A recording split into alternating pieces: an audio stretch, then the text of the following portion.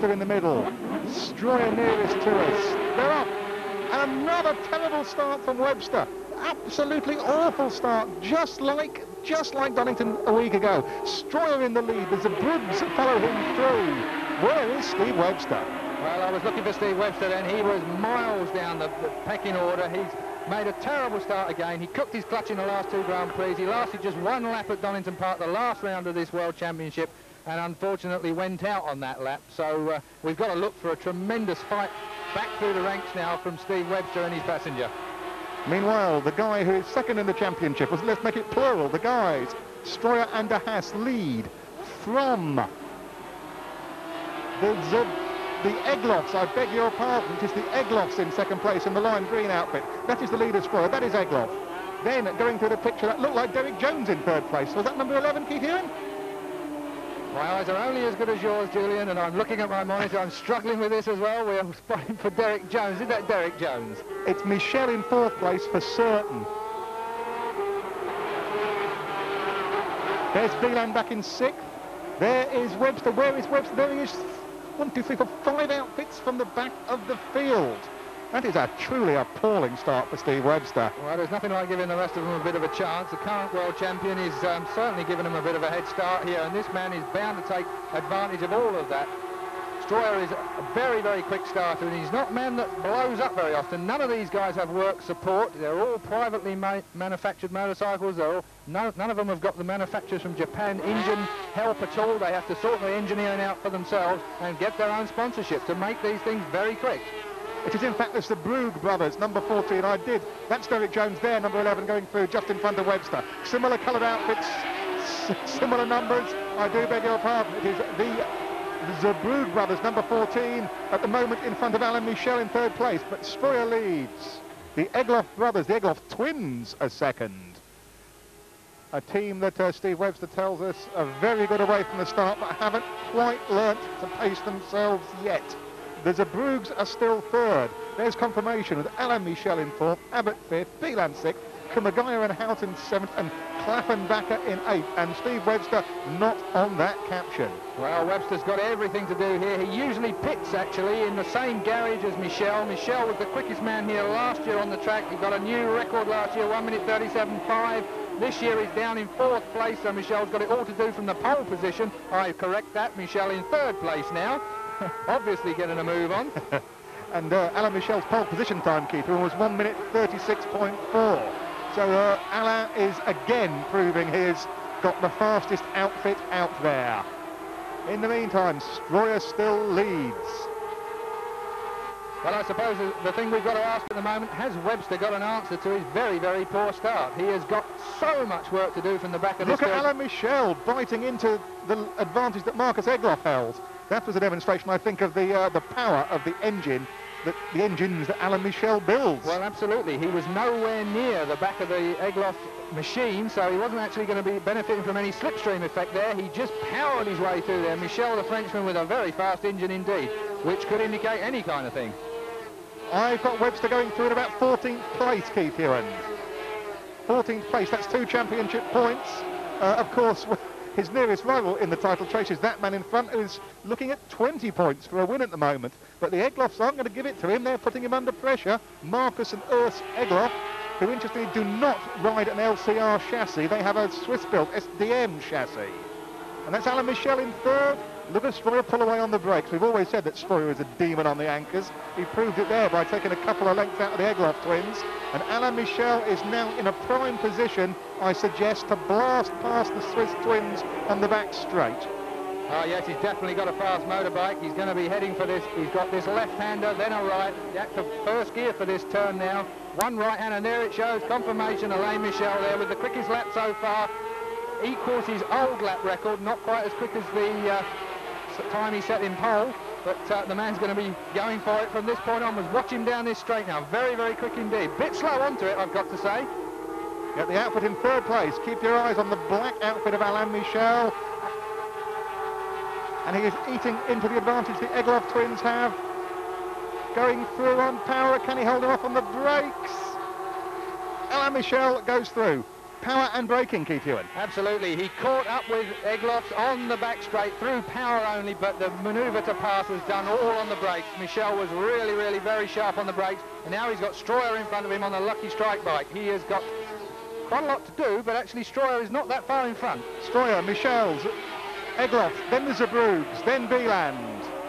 Abbott and Smith next. Egbert Stroyer, number 2, with Gerald de Haas in the chair, looking very strong indeed. Alain Michel with Simon Birchall in the chair is in second place. Then it is Marcus and Urs Egloff in the yellow number 5 outfit. That is the leading trio you see there. Well, this 23-lap race, there's a lot to go for yet. Bieland we're looking for. Rolf Bieland and Kurt Voldisberg, they were the winners of last year's Sidecar Grand Prix here at the Swedish Grand Prix, so let's look for those as well. They're down the field at the moment. Can they make up the deficit? Rolf Bieland, as Keith Ewan says. Thank you very much, Rolf. And that is the Zeebrugge he is putting under pressure. The Zeebrugge are in 4th, Bieland is 5th. In front of them, number 2 Stroyer, number 5, number 1. Alain Michel was hiding there. Well, Bieland, the most innovative man in sidecar racing, has won the championship more times than I can count, and the man is flying through this field. And Alain Michel comes up behind Egbert Stroyer, and he just walks past him. Well, he was on the runway, the aircraft runway there, which is the back straight at the Swedish Grand Prix, so he might as well take off when he's going past the lucky strike bike of the Stroyer.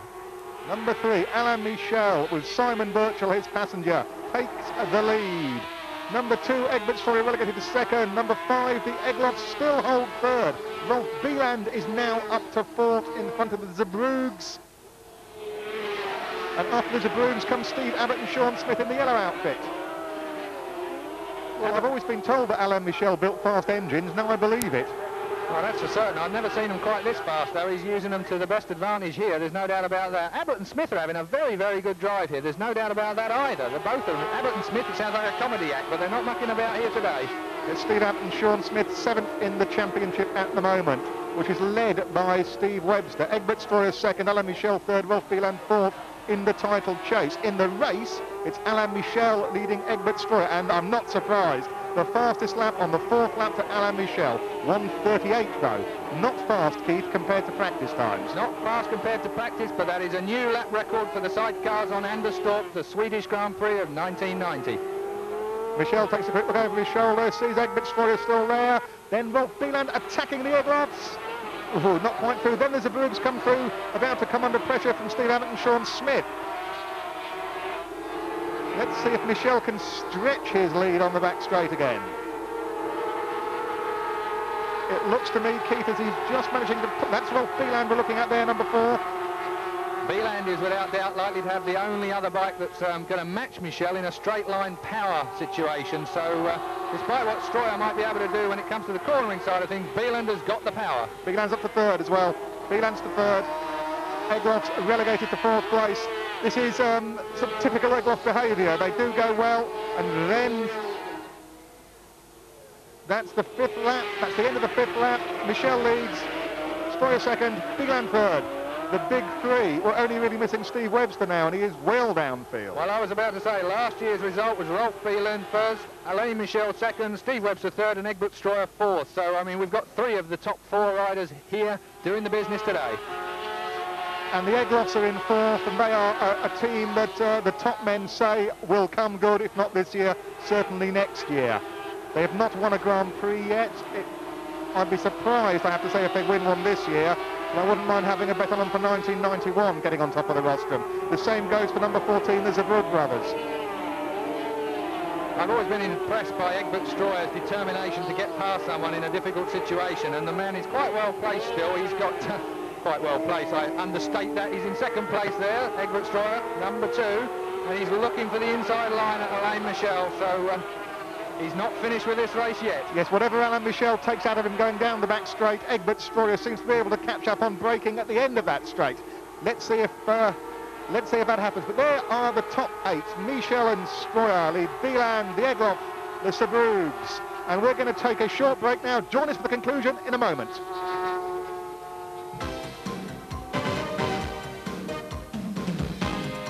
Steve Webster is up into 4th place as we rejoin the Swedish Sidecar Grand Prix. That man, Alain Michel, is still leading. He holds a useful advantage on the 20th lap out of 23 over Egbert Stroyer, number 2, and Rolf Bieland. But in terms of the championship, that means Egbert Stroyer will score 4 more points than Steve Webster and turn a 1-point deficit into a 2-point lead. That man, number 2. Those men, I should say, Egbert Stroyer and Gerald de Haas, look set to take over the title lead. Well, yes, but what a cracking drive indeed from Webster and Gavin Simmons. Absolutely unbelievable. The first 4 in the 1989 Sidecar Grand Prix from Sweden is exactly the same as this year's first 4, but in a slightly different position. Great stuff, brilliant drive from Webster to make it through the field. He was 5th from last in the opening laps, and now he's right up there in 4th place. Can he produce any more? That's the question. I think he'll have a problem, Keith Ewan. And just as we talk about the big 4 in 500 Grand Prix racing, we should talk about the big 4 in sidecar racing. And those are the outfits now leading the Grand Prix. Number 3, Alain Michel and Simon Birchall. So impressive this year. Having Birchall, there's confirmation of the top 6. As you can see, Webster's 4th behind the 3 guys we just talked about. Sean Abbott and Steve Smith, an excellent 5th place, having just relegated the Egloff twins to 6th. Yes, 2.5 seconds behind. That's a long way to make up. This is a 23-lap race. That is the 20th lap standings you saw there. It's going to be hard work to make up that kind of gap. These are such good races. I can't see that sort of gap being made up, Keith. I agree with you. As Alain Michel goes down the end of the back straight again. That outfit of his is so quick. He used to be a solo racer, Alain Michel, but he spent a long time tuning motocross engines. I bet those bikes went quickly. Yes, this of course being a totally different class in as much as the passengers and the drivers tune their motorcycles, generally work on their own bikes themselves, work as their own mechanics, unlike the famous and very well paid 500cc stars. These guys have to work real hard during the week and at the weekends as well. That is Rolf Bieland you're looking at there. This is the leader. That's Simon Birchall getting out on the left-hander. A corner, I'm told, is easier than a right-hander to deal with because it's the legs that take the strain. He now ducks down behind the fairing for the straight, and as you can see, it's over 2 seconds the lead that Michel has on Stroyer. That, I would venture to suggest, is a safe lead. The distance looks comfortable as well on camera. Alain Michel heading, I think, for his 5th win of the season, is it? He won in Spain, he won in Italy, he won in Germany, he won in France. Yes, this would be his 5th win of the season. Yeah, Simon Birchall was having a long look behind him there. No trouble. And another, both of them. That's unusual to see both passenger and driver having a good look back to see where Stroyer is. Not a chance Stroyer's going to get on terms with this. But Birchall likes to keep his driver informed of what's going on. They communicate by touch. And there's Webster going through number 1 there. Webster moving through in 4th place. And that is Abbott and Smith coming through now with the Egloffs behind them. This is a good race after their disappointment at the British Grand Prix, where they broke down when going so well on home ground. I must say that having Simon Birchall in the chair has transformed Alain Michel's racing this year. He is reckoned by many to be the best man never to win a Sidecar World Championship. Well, he's been second 3 times. They're on to the final lap, and it looks as if Alain Michel and Simon Birchall will add 20 points to their tally. At the moment, they are lying 3rd in the title, and they could very well put a dent in Egbert Stroyer's position at the moment. Yes, I think this is the only time we're going to see an Englishman cross the line in 1st place, albeit as a passenger to Alain Michel, but a brilliant drive and a well-passengered race in this sidecar Swedish TT. Brilliant stuff to see. Simon Birchall will be very, very pleased. A man that's been on the rostrum a few times himself. But Julian, you're dead right. Alain Michel never won a Grand Prix, never won a World Championship, I should add to that very quickly.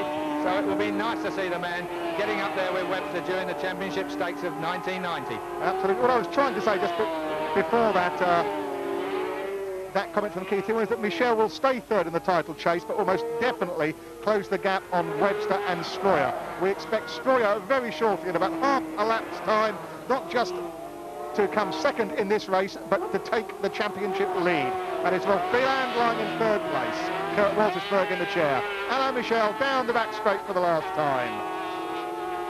confirmation of the order at the end of the penultimate lap shows Webster in 4th place. Number 1, of course, Steve Webster, triple world champion. Alain Michel, never a world champion, leads. Number 2, Egbert Stroyer and Gerald de Haas, 3 times world champions themselves. They are second. There they are. Checkered flag for Michel, a well-deserved victory. Egbert Stroyer will be happy to go to the top of the table. And Rolf Bieland just holds off a charging Steve Webster for 3rd place. And here come Abbott and Smith. Another good race for them in 5th. The Egloffs faded a little towards the end of the race. Come home 6th, and that looks like the Zeebrugges coming home 7th. Yep, thumbs up from Simon Birchall. I am not surprised. Simon Birchall and Alain Michel, good friends of Steve Webster and Gavin Simmons, share a lot of information, help each other in the paddock, but no favours expected or given on the racetrack.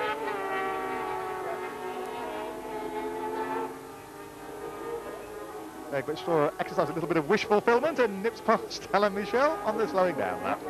Well, I expect he won't be too pleased with that anyway, because obviously Egbert Stroyer was held off from the extra points he would have got for winning this race, and that does our man Webster and Simmons very, very good indeed. Yes, I suppose I should say, really, that Alain Michel did Steve Webster a favour by depriving Egbert Stroyer of the extra 3 points he would have got for a win, as opposed to 2nd place. Yes, good point, Keith Hewen. Must have been hot in there. Well, you're laying right across the engine there. No, you're not. No, you're not. It's behind you. Just goes to show you, I've never driven a sidecar before. The engine is warming his toes. The engine is behind you on these sidecars. Thank you very much, Julian, for that correction. Yes, spot. I always like the way solo racers can't believe sidecars. Hello, is Alain Michel running out of petrol on the slowdown lap? That could have been embarrassing. I'm assuming it was just petrol he's run out of, not something nasty. Well, they are the pits actually just there, so he's quite all right. Right, let's check on the result. As you saw, Michel won by 3 seconds from Egbert Stroyer, with Rolf Bieland 3rd, just a second in front of Steve Webster. Abbott and Smith in an excellent 5th place, the Egloffs in 6th, the Zeebrugges brothers then, and then Kumagaya in 8th. Then it was the Goodles. Theo van Kempen was 10th, Kamano, Brindley, Bonhorst, Weissen, Klaffenbacher and poor old Derek Jones missed out on a point, finishing in 16th place.